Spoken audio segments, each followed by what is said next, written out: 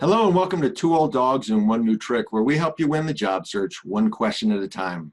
As always, I'm Dan Troop and this is John Hadley.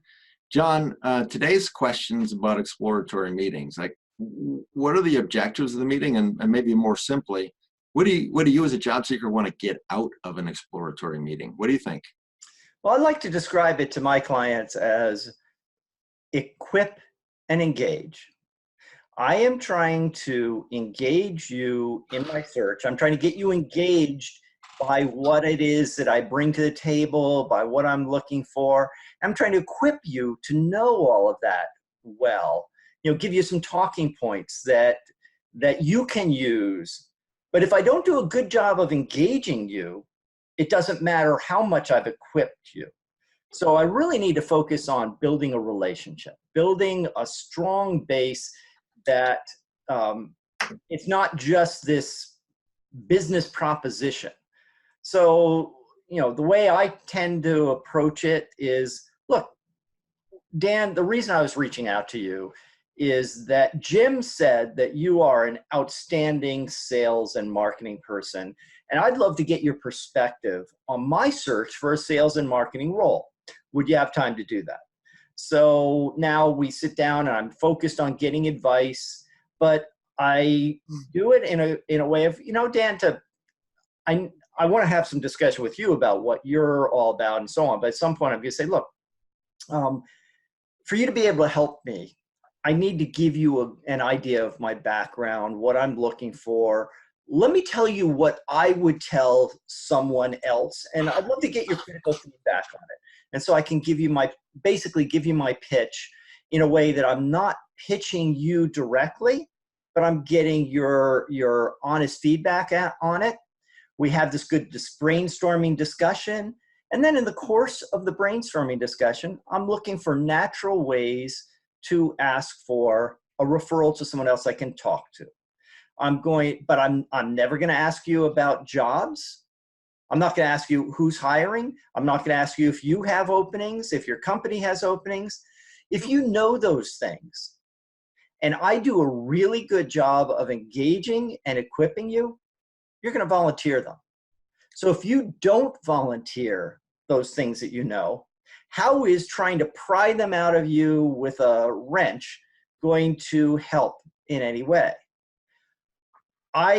If I'm not getting things, if I'm not getting connections, if I'm not getting suggestions, then I am not doing a good job of building a relationship and engaging and equipping you. So I need to then go back to what am I doing at that stage and how can I make that more effective so I do ultimately start to get the things that I'm looking for, the good advice, the connections, the next person I can talk to, which is ultimately what I'm trying to get from every exploratory meeting. Someone else I can talk to keep building this network in the right direction, in the job area I'm looking for, in the sorts of companies I'm looking for, at the levels I'm looking for. So what do you think, Dan? Well, I've been smiling since the beginning of your answer because I was thinking about our viewers and whether they think that we somehow rehearse, our answers to these questions in advance, which we categorically do not. And my answer here is going to prove that because my view on this is I also have all my answers are start with the letter E. So there's definitely there's no forethought here. I think the operative word here is meeting. It is categorically a meeting. It's not an interview. As you said, you're not asking for a job. You're not bringing your resume. You should be the one asking the questions, not the one answering the questions. And so to me, the three objectives, and these are my three E's, are education, engagement, and expansion. And education means that before the meeting, you've researched, the context, and you're interested in questions about the industry, the organization, the position, title, a specific position title, and perhaps a career path. Ideally, it's all of the above. And you've prepared 3 to 4 insightful questions for what should be about a 20-minute meeting. I'm a real big advocate of the 20-minute networking meeting book.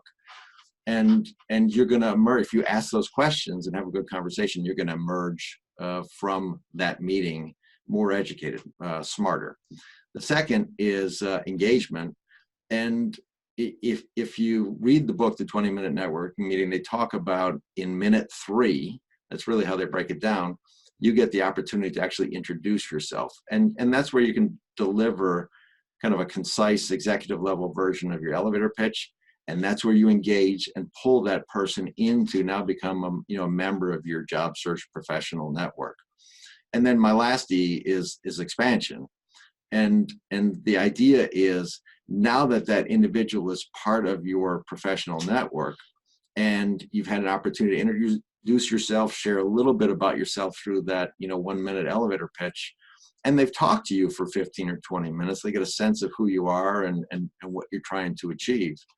You can then, and you've earned the right to ask them if they could recommend 2 to 3 people additionally from their network that you should go meet with. And of course, a warm referral is always easier to book than a cold referral. So that's how you expand exponentially your network as you go from meeting to meeting. So that's how I see it, John. That's our trick for this time, and we look forward to talking to you next time.